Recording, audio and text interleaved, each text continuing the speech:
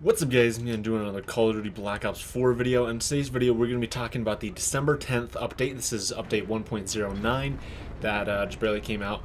So we're going to be discussing all the patch notes and everything. You guys know the drill, so let's get right into it. So this update is a 15.3 gigabyte update on PS4 with a 26 gig update on Xbox One, and PC will come at a later date. We don't exactly know when PC will come, but as soon as it does, I'll let you guys know, and we'll see any specific other changes. But Treyarch says, on December 11th, Operation Absolute Zero launches for free on PS4, including a new specialist and weapons in multiplayer in Blackout. The debut of Hijacked and the ARAV vehicle in Blackout, all new features and zombies, our revamped black market, and much more. To set the stage, we've begun rolling out our new 1.09 title update a little early this week, starting on PS4 with other platforms to follow. So that's really awesome. It's going to come out. Operation Absolute Zero doesn't start until tomorrow, so it's good that they're having this new update out before that, so they can, they say, first up, multiplayer, we've added Nuketown custom games, improved melee and purifier reliability, reduced Titan effectiveness, updated transition stages for diamond and dark matter camos, improved stability, and made several other quality of life improvements. So they also say that they've made fundamental design changes to the map, audio, and armor in Blackout with this update. That includes adjustments to the SDM and Spitfire to better balance out the weapon classes, environmental changes to key destinations around the map, and more. And then the Blackout section is going to, explain all that. But they say our 1.09 update marks the launch of the first weeks of 3 new zombies features with the addition of daily tier skip credits for zombies. With this update, zombie players can now earn a bonus black market tier skip by completing 15 rounds of one match of classic zombies. We've also implemented new high round fixes in zombies as we gear up for more content coming this week, as well as fixes for specific crashes that could occur across each of our 4 current maps. This is our initial wave of target fixes targeted at a high round play, as this should result in a smoother zombies experience for all players. Finally, a follow-up for our Blackout players in lower population regions, including parts of South America, South Africa, and the Middle East. We're currently directing players in these regions into rotating feature playlists to optimize matchmaking and reduce time in lobbies. We've heard your feedback, and we're continually evaluating performance closely to provide the best possible play experience in all regions. So here is the summary for this update so far, is that the Blackout map has visual and environmental changes, Blackout audio and armor design updates, Blackout weapon balancing, that's the SDM and Spitfire, improved multiplayer melee reliability, updates to Prophet, Firebreak, and Seraph, Nuketown gun game and Safeguard are added to custom games. They did a bunch of various challenge fixes. They also did daily tier skips in high round fixes for zombies. They did stability improvements for zombies and multiplayer as well. They did character customization improvements, and they added a couple options of global ADS sensitivity and tap to reload in Blackout. So that's all really, really awesome, and I'm really happy about that. So for PC, this update will be coming soon, like I said, but so these next things are just PS4 and Xbox One only, because PC gets their own specific changes and stuff later. So for multiplayer for weapons, for the melee weapons, they increased the melee detection range for melee weapons. So that's awesome, including the bayonet and the stiletto knife operator mods. They also reduced ADS flinch mitigation for the Titan, and this also applies in Blackout and Zombies. For Specialists, for Prophet, they reduced the Tempest ammo count from 14 to 10, and they did additional tuning to the Tempest accuracy incoming soon. Firebreak, the Purifier now reliably connects with enemies, and Seraph, they increased the Annihilator earn rate. So for gameplay, EKA credit can now carry over after a respawn when a player damages an enemy and dies before their teammate finishes that enemy off. EKA credit will now clear after 5 seconds from the last damage dealt. Custom games, they added Nuketown to the custom games map list and added gun game to custom games and Safeguard, and they also addressed an issue in search and destroy custom games with higher rounds ending after the 4th round. So score streaks, the RCXD, they addressed an issue that prevented activating a second RCXD after one was already used. The drone squadron started the round restriction timers now applied to the drone squadron, and the gunship, they resolved an issue where some gunship shots could impact the gunship aircraft. And challenges, they did a couple things to all the challenges. So they had the Not Outgun challenge, it now properly tracks progress in heist and control. The Ninja challenge now properly tracks progress in heist. Surf's Up challenge now properly tracks progress in domination around contested points. And the Threat Neutralized challenge now properly tracks lightning strike kills and dominations, and it also properly tracks in control as well. So they did a couple changes to weapon camos. They modified requirements for diamond and dark matter active visual stages to transition every 5 kills, and that's not only just kills without dying. So it doesn't reset on death, so it's literally if you get 30 kills in a match, you're going to get that like rainbow camo, and it's not anything specific anymore where you have to go on a kill streak. This is literally just get 30 kills in a match, and you're going to get it. Get 5 kills, you get the first stage, get 10, and so on and so forth. So that's really cool and awesome there. Stability, they fixed crashes that could occur when launching a custom game, so the custom class or specialist draft disabled. They when a player disconnects or escorting a robot in safeguard, when attempting to attribute score to the players that disconnected, when a disconnected enemy caused damage to a player's equipment in certain circumstances, when the player's attack helicopter was destroyed, when attempting to destroy a vehicle when out of bounds. They had a bunch of miscellaneous changes in here as well. They addressed an issue where players with diamond camo equipped could face a different direction in third person, and they addressed an issue where attempting to fire an empty weapon could leave the shot count at 1, preventing the use of a mesh mine. And they addressed an issue where the NVIR optic could cause the engineer perk to malfunction if the player switched between classes. So they also did, the last change that they made here is that secondary weapons now show in the specialist draft if no primary weapon is equipped. And now on to Blackout. So they say the biggest change right now, one of the biggest changes is audio. So they say when we made the changes below with the goal of creating more predictability around when a player can hear other players' footsteps, as well as a pass on unrelated game audio that could cause significant impact footsteps. We intend to perform additional tuning on unrelated gameplay audio that egregiously impacts the player's ability to hear the other players moving around in the world, and these details include occlusions. So they say that when players don't have line of sight to another player, some of the sounds that those players make are occluded using an audio filter.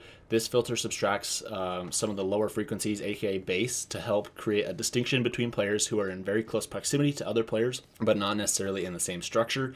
So they changed occlusion levels to prevent situations that can make footsteps nearly inaudible. They refactored occlusion codes properly to occlude specific materials and buildings that were missing occlusion. Terrain now occludes properly, and they fixed issues with garage doors that kept them from occluding properly when opening and closing them. And they also did some changes to distances. They rebalanced the distances at which players can first hear someone approaching.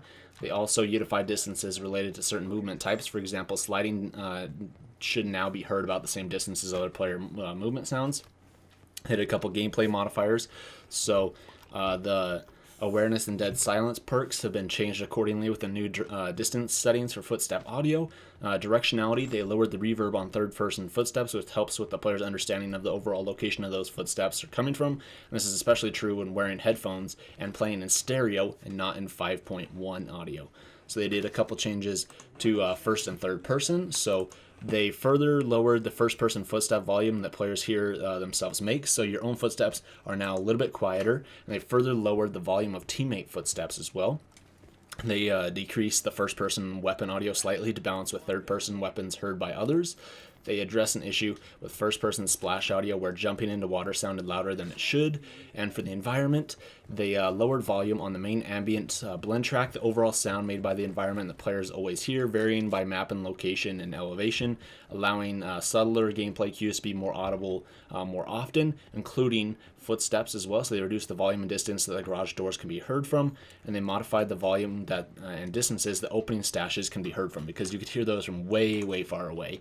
So they also did in this update is a huge armor redesign change. So armor has been completely overhauled in Blackout. They say our goals for these changes are to allow armor to survive multiple engagements and reward players for taking out an enemy and destroying the enemy's armor. In the process, while coming out of an engagement on the winning side feels good, it doesn't feel good to have your armor destroyed with each engagement you find yourself in. As such, players can find and use armor plates to repair damaged armor, which are applied from your inventory on all platforms and from both the inventory or the quick equip menu on consoles. And it approximately takes 2 seconds to use an armor plate to repair a segment of damaged armor. One armor plate will repair a single armor pip, regardless of armor level. And they say they will closely monitor the amount of armor plates in the world and make adjustments available as quickly as they're needed. So the armor plate locations, they are found in enemy death stashes after destroying the armor of an opponent, in equipment stashes, and more rarely on the ground as a lootable item, just like ammo and other weapons and stuff. So the durability has been changed for armor. So for this, the armor durability has been increased, allowing armor to last longer through an engagement. Armor durability indicators have been updated to display additional pips of armor. For the damage mitigation, the percentage that damage the armor mitigates has not been changed. As we monitor how these changes to armor affect gameplay in Blackout, we'll continue to evaluate damage mitigation values. So they haven't changed any of the actual damage values of how much armor actually takes out.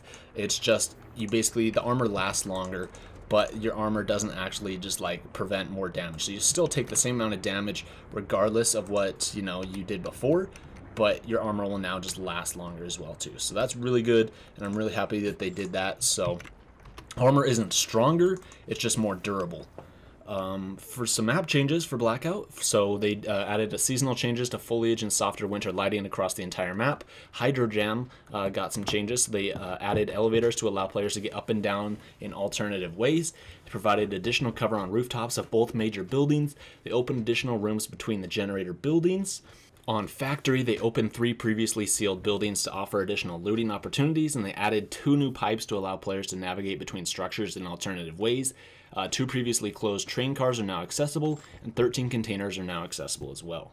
They did some changes to Nuketown Island, so they opened up 4 previously closed garages throughout Nuketown Island, and the map boundaries have been expanded and improved upon the boundaries of all sides of the map to be more consistent with the physical indicator of those boundaries seen inside the map, including the fence along the northern boundary of the map, the power lines along the eastern side of the map, and the pipeline along the southern border of the map. So the minimap also now accurately reflects the location of these boundaries. So weapon balance in Blackout for the SDM, they reduced the damage, they increased the ADS time in and out, and they increased the recoil, so it got a huge nerf.